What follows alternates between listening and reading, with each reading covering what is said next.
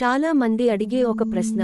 లలితాదేవిని ఒక చిత్రంలో ఒక సింహాసనం మీద శివునిపై కూర్చున్నట్లుగా ఆ ఆసనానికి 4 కోళ్లలో బ్రహ్మ, విష్ణువు, ఇంకా ఎవరో ఇద్దరు ఉన్నట్లుగా ఉంది.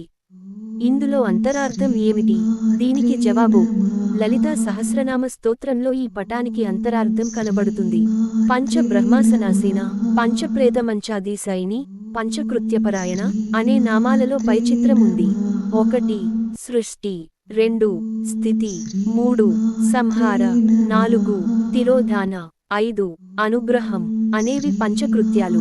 ఇవి ఒకే పరబ్రహ్మ తత్వ శక్తి వలన సాగించే పంచకృత్యాలు. వాటి నిర్వహణకై ఆయన ధరించిన 5 బ్రహ్మల రూపాలు: 1 బ్రహ్మ, 2 విష్ణు, 3 రుద్ర, 4 మహేశ్వర, 5 సదాశివ. వారిని అధిష్ఠించి ఉన్న శక్తి ఒక్కటే. ఆమె పరాశక్తి లలితాంబిక. శివశక్త్యాయుక్తో యది భవతి శక్తః ప్రభావితుం, శక్తి లేనప్పుడు శివుడు అశక్తుడే అని ఆచార్యుల మాట. ఇరువురు అవిభాజ్యులు. ఈ పంచకృత్యాలుగా పరబ్రహ్మశక్తి వ్యక్తమవుతుంది. 5 బ్రహ్మలుగానున్న పరబ్రహ్మ యొక్క అధిష్టాతృ శక్తి అని తెలియజేసే దేవీ నామాలకు ఇచ్చిన చిత్ర రూపమే మీరు చూసే పైన ఉన్న చిత్రం.